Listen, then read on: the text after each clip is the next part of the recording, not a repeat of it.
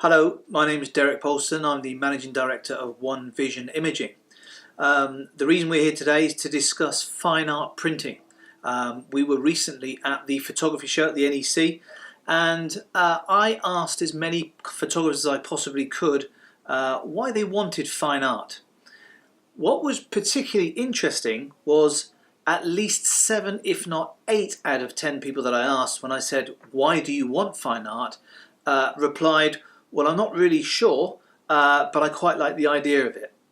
And the problem we're facing is that people are choosing fine art for what possibly is the wrong reason, and therefore they're actually paying more for something they don't really want or expect. So we want to just talk about what is fine art and what's its purpose. So first of all, a photographic print is the optimum print quality from your camera device. You shoot photography, and there is a word within that word, photography, being photograph. So the optimum image quality from your camera is to produce a photograph. Now, the vast majority of work we produce is on luster paper. We also produce gloss paper and metallic, but either of those 3 papers will produce a very, very high quality photographic print. So if it's image quality you want, then you will always go with a photograph because that's what it's designed to do. Fine art was designed, or introduced if you like, to create texture, to create different weights and different feels for colour saturation. And most people, or too many people, are simply choosing fine art because they like the sound of something different. What they're expecting, however, is a photographic image on a textured paper. I'm afraid that's just not the case. The photographic print will give optimum saturation, it will have colour graduation, and it'll have a great tonal range. What inkjet is producing, or Giclée, fine art printing, which really just means ink droplets onto paper, is we're getting bleed, we're getting increased contrast, and we're getting a very different look. And there is nothing wrong with fine art Giclée printing. It is beautiful if used for the right reasons with the right images. So what we have here is some examples of an image that is particularly suited, in my opinion, to photographic printing. It's got a lot of detail in it, it's got a lot of highlights and lowlights in the image, and as you can see, there's an awful lot of hugely different in contrasting areas, and this to me is a perfect rendition of a photograph. Now, we can produce it fine art as we have here, and we've got an interesting example.